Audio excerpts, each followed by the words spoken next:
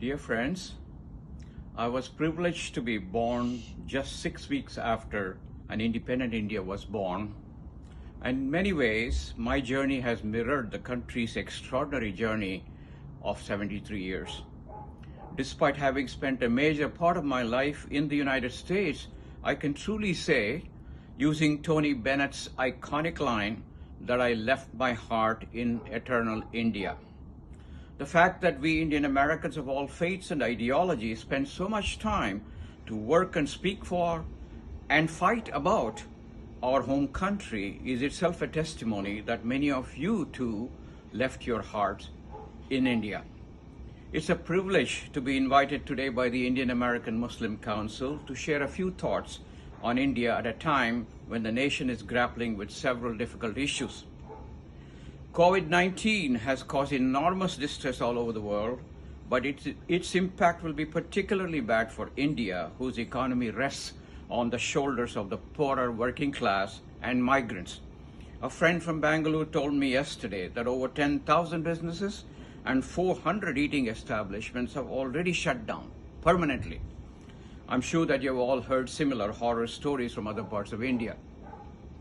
But in a silver lining, COVID-19 has also brought the middle class to engage more honestly and directly with the hitherto invisible working class. My Bangalore friend, for instance, is working harder than ever to ensure that people in thousands of villages can do their banking safely from home with village banking correspondents. Another friend from Chennai took over an abandoned factory within days of knowing that there was shortage of PPEs, and he started manufacturing PPEs. He also sent hundreds of two-wheeler helmets with visors to local hospitals to help them tide over the lack of face shields. The images of thousands of migrant families walking back toward their distant homes will forever be etched in all of our memories. But so will the memories of hundreds of local citizen groups gearing up at a short notice to supply them with food and water for days and weeks. We've all seen troubling images of the police beating up protesters in Delhi and Uttar Pradesh. But there are also examples of police humanity. The Chennai police chief got to know that an entire train of Tamil Nadu workers were on their way back with no food. He sent word to the Andhra Pradesh police, who met the train at Guntakal with packets of food for the hungry travelers, an act of kindness from an unexpected quarter. Such anecdotes may seem like islands of hope amidst multiple disasters, both natural and man-made. But we must recognize that such compassion have always existed in our society, and it's all our responsibility to amplify them and to connect them into larger islands of action. The question today in many people's minds is what awaits India at the end of the COVID tunnel.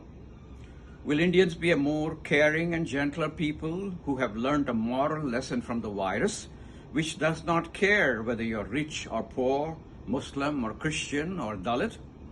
Will they seize the new windows of opportunities to move towards eliminating casteism and communalism from their midst? Will they recognize the immorality of locking up an entire people in Kashmir in pursuit of a jingoistic national goal? Will they decry the arrests of scores of activists for merely exercising their right to question the government? I wish I could confidently say, yes, they will. Unfortunately, there are too many troubling signs pointing the other way. What can we all do about it? My plea, make yourself an active part of India's second struggle for independence. Do your bit to seek independence from communal hatred, from ultranationalism that sees some Indians as more equal than others, from corruption that is eating away our souls, and from caste discrimination that continues to haunt us decades after the most egalitarian constitution was adopted.